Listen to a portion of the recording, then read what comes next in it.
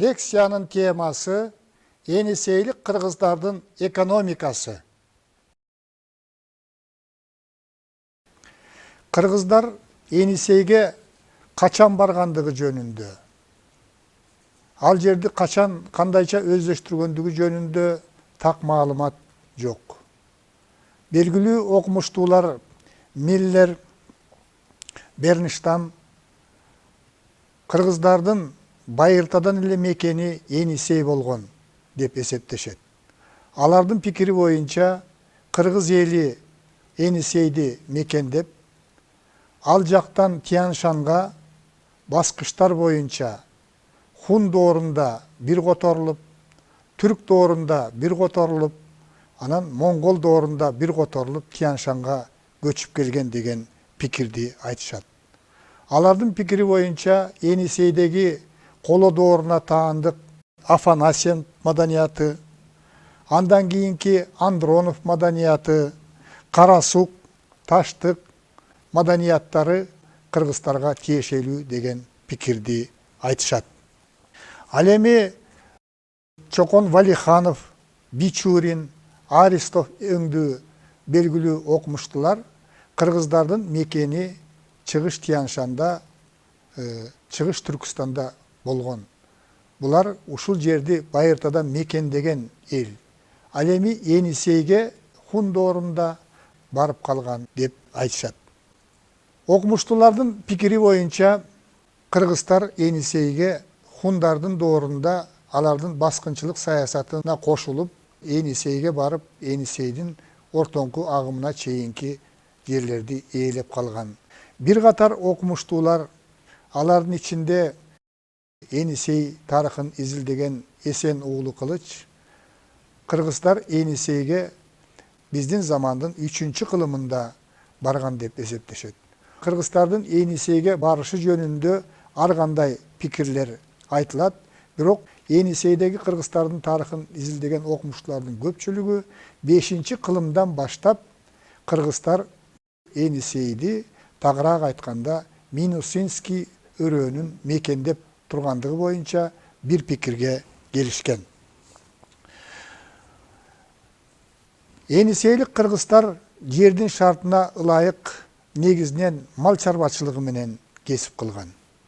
Ошол жердеги жер өзгөчө Енисей дарыясынын сол жээги дыйканчылыкка өтө ыңгайлуу болгондуктан бул жерде дыйканчылык маданияты дагы жакшы өнүккөн. Енисейди изилдеген окумуштуулар Енисейлик кыргыздар негизинен комплекстүү чарба жүргүзгөн деген пикирге токтолушат. Окумуштуулардын изилдөөсү боюнча таблицадан көрүнгөндөй комплекстүү чарбанын негизги төмөндөгүдөй тармактары өнүккөн.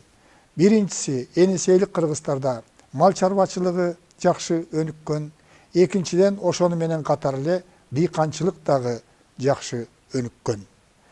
Андан кийинки чарбачылыктын негизги багыттарынын бири бул металл иштетүү. Анткени Енисей жергеси металлдын ар кандай түрлөрүнө өтө бай болгон. Ал жерде металл иштетүүгө жакшы шарттар түзүлгөн. Ошондуктан металл иштетүү бул чарбачылыктын бир өнүккөн тармагы болгон.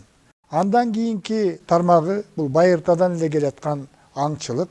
Анткени Енисей жергеси бул кайберендерге өтө бай болгон. Ошондуктан аңчылык күчтүү өнүккөн. Андан кийин Енисей жергесиндеги эл өзүн азык-түлүк менен, керектүү нерселер менен өзүн толук камсыз кылган. Ошондуктан ашыкча продукцияларды сатышкан. Улуу жибек жолунун бир бутагы дагы ушу Кыргыздын Каганына чейин барып, Кыргыз жолу деп аталгандыгы жөнүндө тарыхый маалыматтар бар.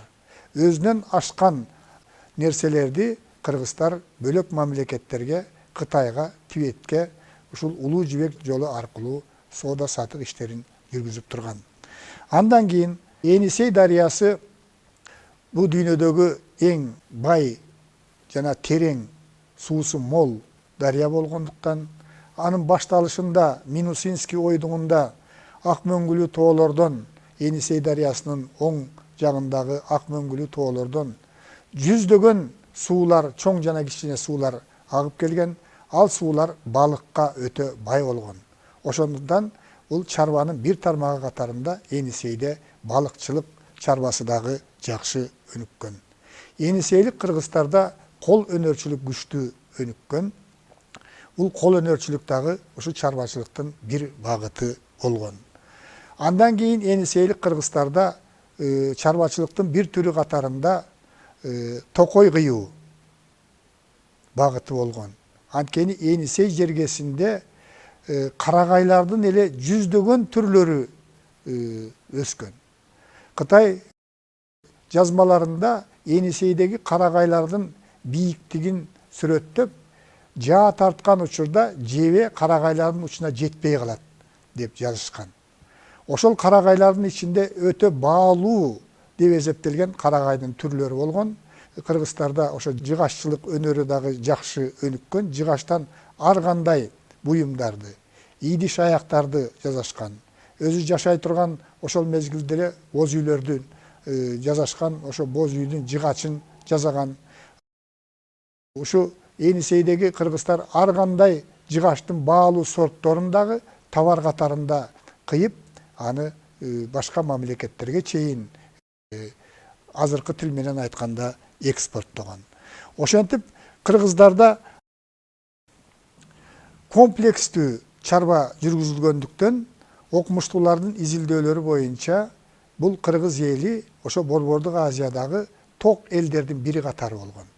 Эгерде хундар, кыргыздар менен катар жашаган түрктөр өзүн азык түлүк менен жашоого керектүү нерселерди менен камсыз кылуу үчүн согуштук аракеттерди көп жасап, коңшу элдерлерге тынымсыз жортуулду уюштуруп, Кытайга чейин жортуул уюштуруп, ал жактан негизинен азык түлүктөрдү, дан азыктарын, керектүү буюмдарды талап тоноо жолу менен алып турган.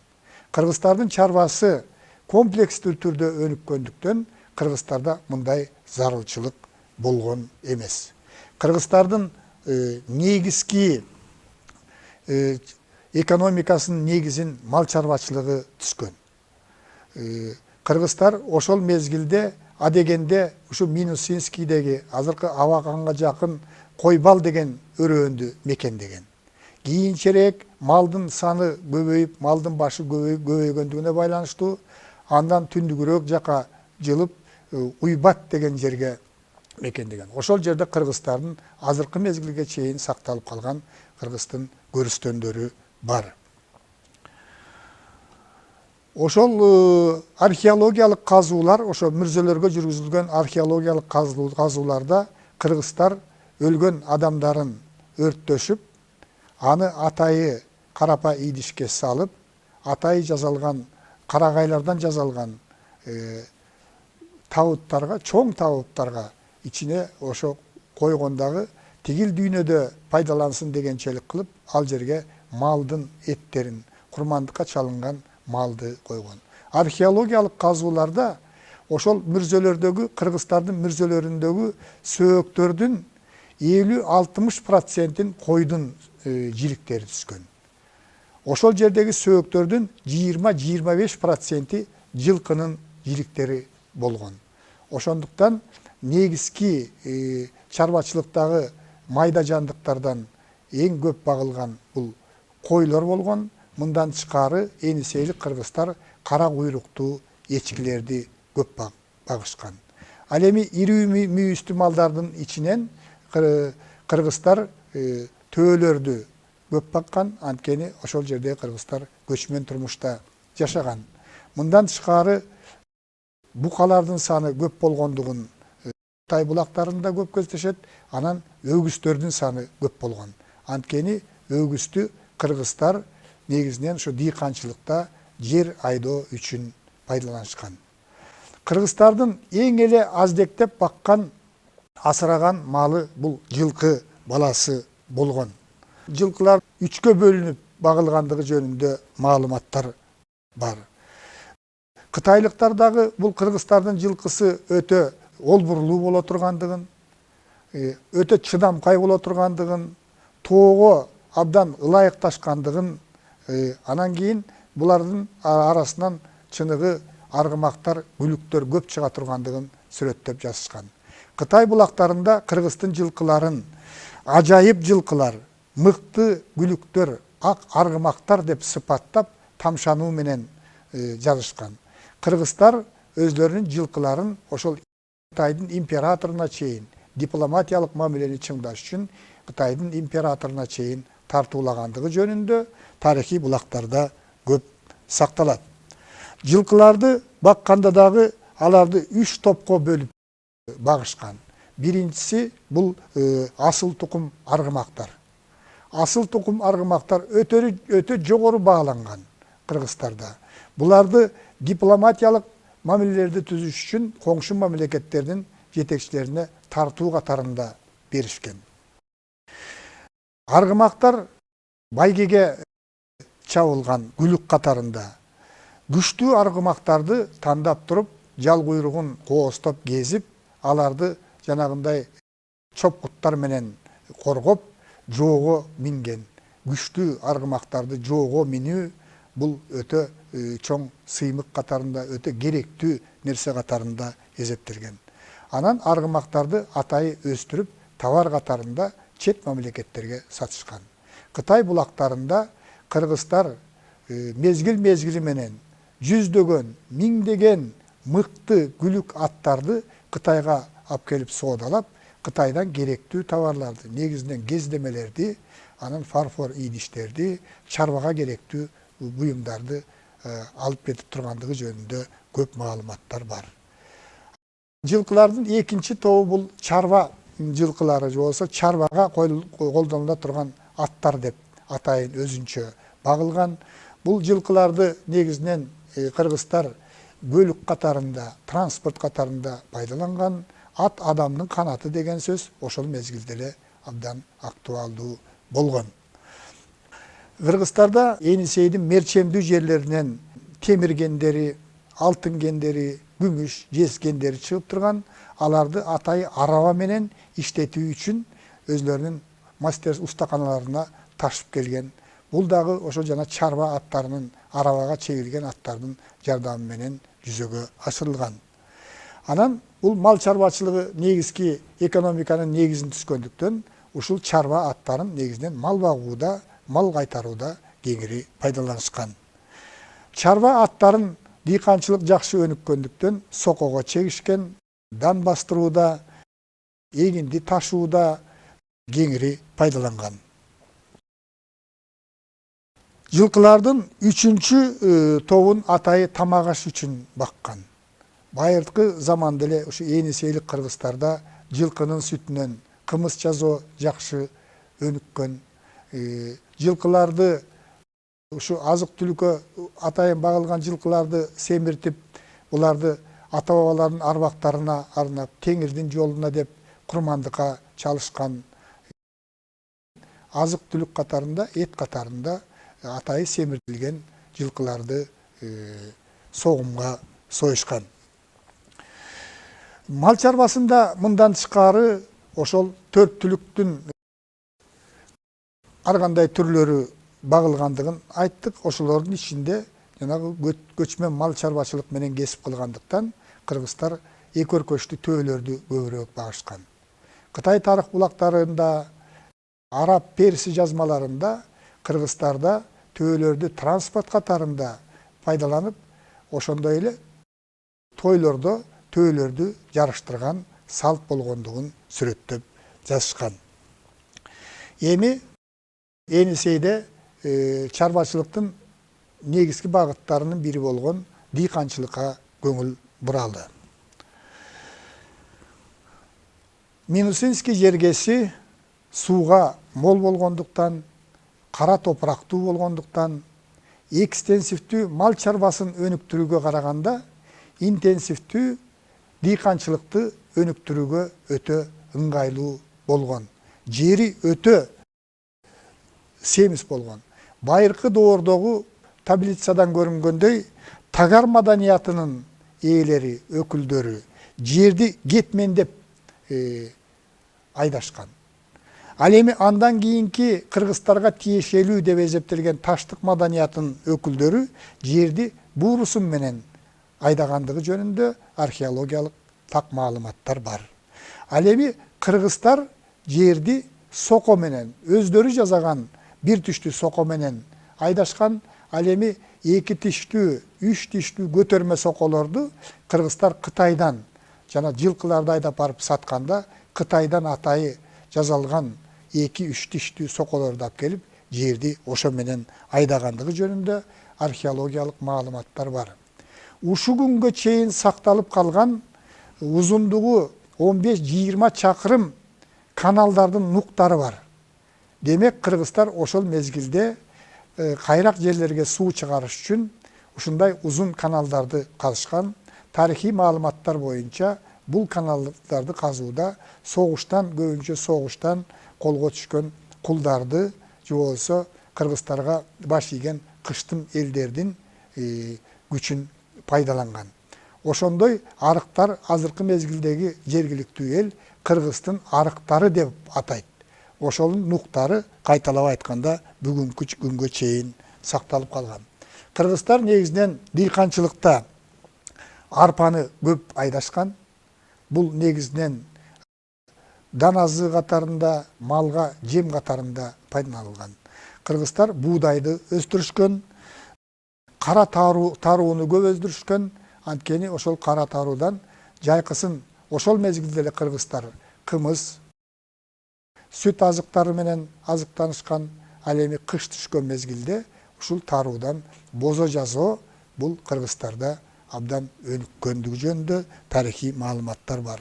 Кыргыздар ошол мезгилде дыйканчылыктын бир багыты катарында кара куурайды атайын эгип өстүрүшкөн. Анткени кара куурайдан кендир, чарбачылыкка керектүү көп нерселерди жасашкан. Эгиндерди сакташ үчүн мүшөктөрдү жасашкан, аркандарды жасашкан, чарбачылыкка керектүү көп нерселерди ушу кара куурайдан жасашкан. Ошондуктан бул өсүмдүк дагы күчтүү өнүккөн өстүрүү. Андан кийин ушу Гималай арпасы деп аталган арпанын түрүн өстүрүшкөн. Бул дыйканчылыктын өнүккөндүгүнөн кабар берет.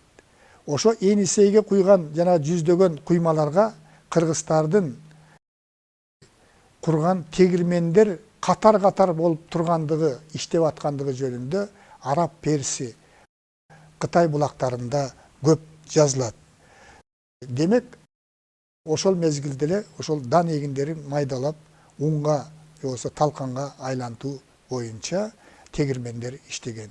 Үй бүлөдө ошол археологиялык маалыматтар да табылгалар далилдеп отурат. Үй бүлөдө ошол мезгилде эле кыргыздар жаргылчакты, сокуну жана сок билекти кеңири пайдаланган. Биз жогоруда айткандай, ошол дыйканчылыкта өгүздөрдү, букаларды, жылкылардын күчүн көп пайдаланган. Кытай булактарында Енисей жергесинде кыш өтө катуу болоорун, кар өтө оор түшөөрүн, суук болоорун, ушу күргүчтөп аккан Енисей дарыясы дагы көпчүлүк жерлеринде теңине чейин тоңуп калаарын жазган. Тарыхый маалыматтар боюнча кыргыздар эгинди апрель айында эгишип, сентябрь, октябрь айларында жыйнап алышкан. Мөмө жемиш жана багбанчылык боюнча тарыхый маалыматтар кездешпейт. Биз жогоруда айткандай, чарбачылыктын негизги багыттарынын бири бул аңчылык болгон. Кытай булактарында кыргыз жергеси, Енисей жергеси, оң тарабыдагы, сол тарабыдагы жапайы айвандарга өтө бай экендигин жазышкан. Бул жерде тоо эчкилери, аркар кулжа, бугулар, багыштар, эликтер, анан териси баалуу жаныбарлар абдан көп экендигин жазышкан. Бекеринен ушу Кытайга барган элчилер дипломатиялык мамилени чыңдаш үчүн Кытайдын императорлоруна, төбөлдөрүнө өтө баалуу аң терилерди жана алардан жасалган кийим кечектерди алып барып турган. Аңчылыкта кыргыздар кайберенди жөнү жок эле чектен тышкары ата берген эмес. Ошол мезгилде эле Енисейлик кыргыздарда жапайы жаныбарлардын ээси кайберен болот. Эгерде жапайы жаныбарларды ченемсиз кырса, кайберендин каргышына калат. Ошол жапайы жаныбарлардан адистешкен бергенчилер 99тан ашып атпаш керек. Эгерде ошондой ишеним болгон 100-сүн атканда, ошо 100-чү жаныбар оңко турат деп коет. Ошондон кийин адис мергендер дагы жаныбарларды атууну токтоткон. Кыргыздарда жаныбарларды, бооз жаныбарларды атуу, жаныбарлардын балдарын атуу бул убал болот деген чоң ишеним болгон. Аң улоодо кыргыздарда мүнүшкөрлүк жакшы өнүккөн, бүркүт салуу, куш салуу, анан кийин өздөрү жасаган темирлерден жана капкандарды салуу жакшы өздөштүрүлгөн. Анан алгыр куштарды өтө жогору баалап, ошолорду таптап, аларды аңчылыкка пайдаланган. Анан биз жогору айткандай, Енисейдин жергеси сууга мол болгондуктан, кыргыздар ошол мезгилде эле ушул балыкчылыкка өтө чоң көңүл бурган. Енисейдин куймаларында балыктын эң бир мыкты түрлөрү өскөндүгү жөнүндө кабар бар. Мисалы, тарыхый маалыматтар боюнча Енисейдин сууларындагы мие деп аталган балыктын узундугу 1 метрге чейин жеткен, эти өтө даамдуу болгон. Мындан тышкары ас-санкур деп аталган балык болгон экен. Мунун кылканы жок, сөөгү аз, эти өтө пайдалуу болгон экен. Мындай балык Кытай жазмаларында эскерилгендей, ошо Египеттеги Нил дарыясында өсөт экен. Ошол чарбачылыктын бир багыты бул соода болгондугу жөнүндө жогоруда айттык. Кыргыздарда жанагы соода кылуу. Анткени соода кылыш үчүн өзлөрүнөн ашкан товар болуш керек. Ошол өзүнөн ашкан товарларды, мал чарбачылыгынан түшкөн товарды, дыйканчылыктан түшкөн азыктарды товар катарында, аң уулоодон түшкөн жана аң терилерди сатыш үчүн, жана өздөрү өстүргөн жанагындай мыкты жылкыларды товар катарында сатыш үчүн соода өнүккөн. Кыргыздарга жанагы Улуу Жибек жолунун бир бутагы барып Кыргыз жолу деп аталганда, соодагерлер атайы Енисейдин ортоңку алкымына чейин, Кыргыздын Ажоосунун ордосуна чейин барган жолго барышып, ал жерден негизинен кыргыз усталары жасаган курал жарактарды, коргонуучу жанагындай зоот кийимдерди, чопкуттарды сатып алышкан. Дагы бир тарыхый маалыматтар боюнча кыргыз жергесинде мурун жашап өткөн мамонттардын сөөктөрүн, өзгөчө жана тумшугунан чыккан мүйүздөрдү казып алып сатуу катуу өнүккөн. Ошол мезгилде кызык маалымат, алмашуунун эквиваленти катарында, акча катарында ушу тыйын чычкандын териси эсептелген экен. Ошол тыйын чычкандын териси атынан бүгүнкү күнгө чейин кыргыздардын акча бирдиги ушу тыйын деп айтылып калыптыр. Кыргыздар сырттан алып келген товарларга жанагы өзлөрүнүн малын сатып, анан кийин ашыкча продукциясын сатып, курал жарактарды сатып, алып келген товарларга кездемелер, Кытайдан көбүнчө жибек кездемелер, форфор ийдиштер, кооздуктар, жанагындай 2-3 тиштүү темир соколор,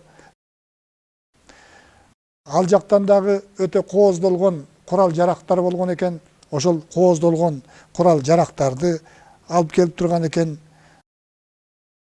Баалуу жыгачтардын түрлөрүн жанагындай товар катарында сатып турган. Кытай булактарында кыргыз мамлекети менен Кытайдын, Тибеттин, уйгурлардын мамлекеттеринин ортосунда соода мамилелери жакшы жүрүп, 3 мамлекеттин ортосунда кербендер тынымсыз каттап тургандыгы, байма-бай каттап тургандыгы жөнүндө маалыматтар бар. Кыргыздардын чарбачылыгынын мыкты өнүккөн тармактарынын бири, биз жогоруда улам айтып аткандай, бул металл иштетүү. күчтүү өнүккөн. Кыргызстар Борбордук Азиядагы бөлөк элдерден айырмаланып, метеорит тектүү темирди казып алып, ошону эритип, алардан курал жарак жасоону жакшы өздөштүргөн.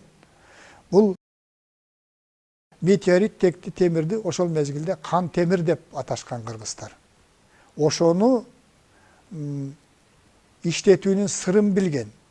Анын сырын бөлөк элдерге айтпай жашырган. Ошондуктан кытайлыктар кыргыздарды цзянгундар деп койгон. Маанисине карай которгондо, бул темирди жакшы иштеткен темирчи эл, бирок анын сырын ошол темирдей болуп бөлөк элдерге айтпаган бекем эл дегенди түшүндүргөн. Ошол кан темирден жасалган курал жарак, мисалы найзанын учу, жебенин учтары, зоот, калканыштарды тешип өтүшкөн. Мына ошондуктан кыргыздар жасаган курал жарактарга Азияда, Сибирде өтө чоң талап болгон. Кытайлыктар дагы кыргыз усталары жасаган курч куралдарды алууну чоң сыймык деп эсептеген. Негизинен бул кыргыздар курал жарактан тышкарыдагы кыргыздардын арасында жанагындай ат жаптыктарын жасай турган атайын усталар болгон. Кооздук асем буюмдарды жасай турган зергерлер болгон. Кыргыздар ошол мезгилде эле алтынды, андан дагы күмүштү жогору баалап, андан аялдар үчүн, бийлик башында турган бектер үчүн жакшы мыкты кооз жасалгаларды жасашкан.